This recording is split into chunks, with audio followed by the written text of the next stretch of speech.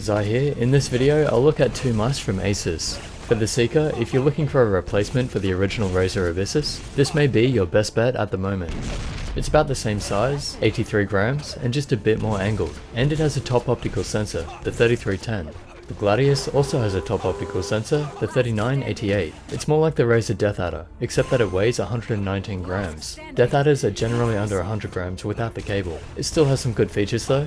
So here's a tour of the shape so you know what it looks like. Very DeathAdder-like in the overall design, thumb groove, rubberized grips, and the ledges to assist with picking it up on both sides. Where it's better than the DeathAdder is the comfort grooves in the buttons. They're not angled, just evenly rounded. This is a used copy, so I'll point out that I didn't get everything I was meant to in the box. The mouse feet on this copy are obviously very bad, so I can't judge them, and I don't have the spare cable or extra switches, so I can't show you that either. The cable they did provide is the short one. It's a bit flexible and kind of smooth. Not the best, but it's usable. Same for the Sica cable, although obviously longer.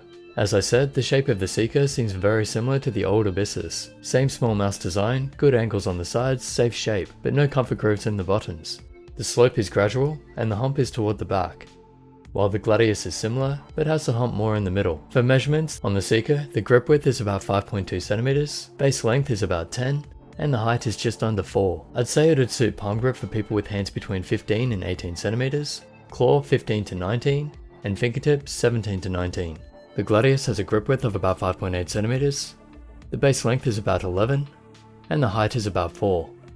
But for grips I'd say palm 18 to 20, claw 18 to 22, and fingertip 18.5 to 22. The weight distribution feels fairly in line with the sensor on each, both being close to center. And for comparisons, here is the Gladius next to the DeathAdder and the G303. Compared to the DeathAdder, it should look thinner overall.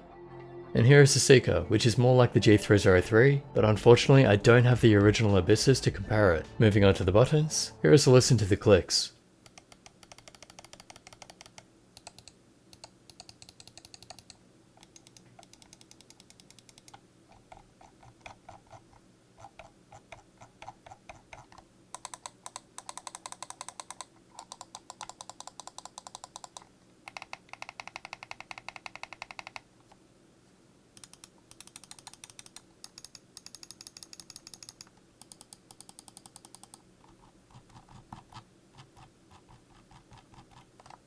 The Sica's left and right are light, might have some accidental clicks until you get used to it, but they should be good for MOBA and FPS, and they're not too loud. Mouse 3 has more tension, and a bit of a click, and the scroll steps are obvious while maintaining smooth and quiet browsing. I tried another Asus mouse at PAX, and I have to say, Asus makes some very good scroll wheels, the Sica's included. For the latency testing, neither test is accurate, but it looks like the G403 has the advantage over the Sica, although it wasn't a problem in game. Still decent results.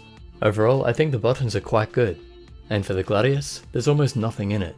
For the Gladius, the left and right can be changed, and I think someone has tried and not done it properly on this one. They don't feel right to me on this copy, so I'm not sure. Mouse 3 is good, fairly light, and the scroll steps aren't as good as the Sica's, but they're not too bad, and they do feel a bit more like the DeathAdders. Maybe just a bit higher quality. The side buttons have a bit too much travel, but they feel good and have a decent click. And the DPI button appears out of the way, no accidental clicks for me. Fairly happy with the buttons, but they could be improved. Now testing the implementation of the sensors. First the Sica, it does well with rocket jumping, and I can't make it spin out. However, in the tilt slam test, because it is a 3310, it can spin out. See the description for the video explaining that. In the sniper test, zooming right in, it tracks pixel by pixel, and it also does it relatively smoothly. I don't have an accurate acceleration test, but this seems about right.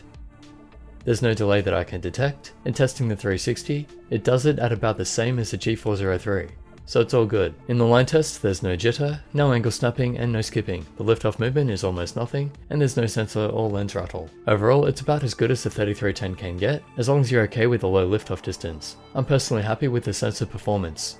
Now the Gladius, no problem rocket jumping, and as usual, can't make these sensors spin out. And even when doing the tilt slam test, it's really hard to make it have an issue.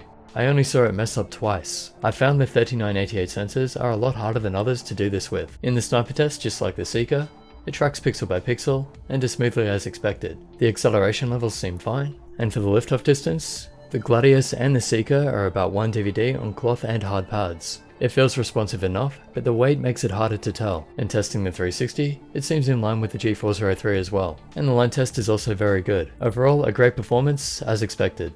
For the build quality, the Sica, when tapping it sounds fine, and there's no real rattle when shaking it either, so it seems solid in that regard. And the texture is smooth and the materials are just plastic. The shape should allow for decent grip. The Gladius also seems well built, nothing I can hear too easily when tapping or shaking it. In the software, you can alter the buttons for mouse function, Windows shortcut, multimedia, which include the usual, macro where it detects mouse functions and keyboard, and then keyboard functions.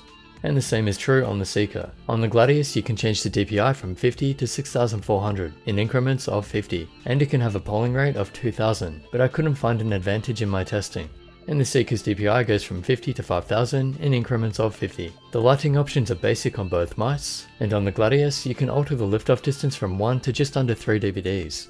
In conclusion, I think the Sica is the better mouse for competitive play, as most prefer lighter mice, but the Gladius could have been a top recommendation if it were lighter. The overall feel and quality seems quite good, the shapes are safe, they have a lot of great features, but they will need improvements before competing with the other top mice. I like them both for different reasons, and can recommend them in their own ways, so I'm looking forward to the mice Asus bring out in the future. Anyway, if they sound like your kind of mice, then they're worth a look, and if you want to help support the channel, I'll leave the usual links in the description. Special thanks to Asus for sending this out for review, and as always, like this video, and I'll catch you in the next.